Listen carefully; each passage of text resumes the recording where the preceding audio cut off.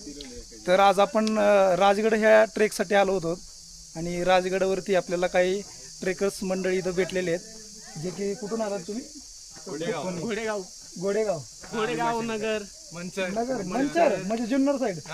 Okay okay, Junnar साईडून आले. अच्छा, तर त्यांना आपण विचारूयात की नक्की गड त्यांना कसा वाटला. सांगा काय भारी गड सगळ्यांनी यायला पाहिजे, बघायला पाहिजे. काय काय बघितलं तर नक्की?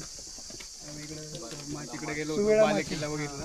ओके, आणि पद्मावती मंदिर अजून वगैरे? बघायचं बाकी. अच्छा, ते बाकी आहे. म्हणजे एकंदरीत किल्ला चढताना वगैरे कसा वाटलाय?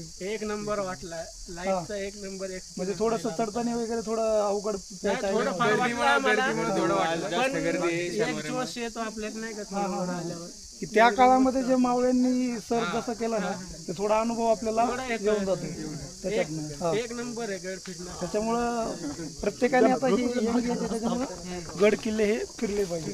तर एकदा आपण महाराजांची घोषणा देऊ आपण. छत्रपती शिवाजी महाराज की हर हर महादेव, जय भवानी, जय शिवाजी.